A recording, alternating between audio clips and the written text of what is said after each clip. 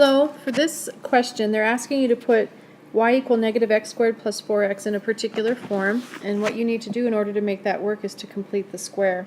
So let's go ahead and look at completing the square.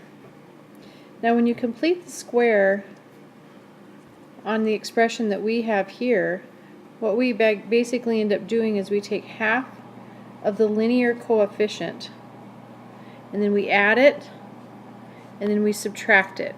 Now the reason we add it and subtract it is the overall effect is we basically added 0. So if we add 2, subtract 2, the overall is we added 0.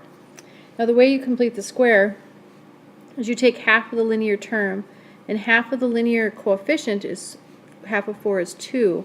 So this would look like x plus 2 quantity squared down here. So half of positive 4 is positive 2.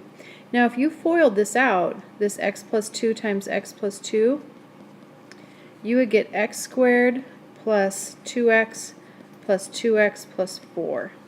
So really when you decided to square this, you added 4.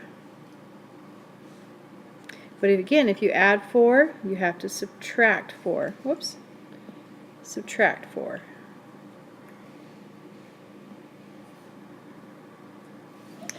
So when I'm completing the square, then I have y equal x plus 2 quantity squared minus 4. Now this almost fits the form here that we're looking at, y equal a x minus h quantity squared plus k.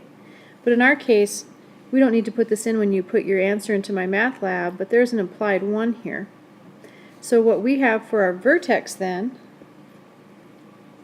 so this is what goes in this box, and then pretty soon you'll ask for a vertex when you graph your parabola, and our vertex would be at the opposite, because the negative means opposite, of positive 2 is a negative 2, and then negative 4. And the reason we don't do opposite on that is if you fit the form here. So that's my vertex then is negative 2, negative 4, and when we graph it we know this is a parabola opening up because I have a positive x squared. And then we look for just one other point on the parabola, and we could look, let's say, plug in an x equals 0, and if you plug in x equals 0, you have 0 squared plus 4 times 0, which is 0. So you have a parabola opening up with its vertex at negative 2, negative 4, and it also goes through the origin. So that's kind of the information that you need to graph. But the whole idea behind making this work is that completing the square. And again, completing the square is our important thing here. Hope that helps.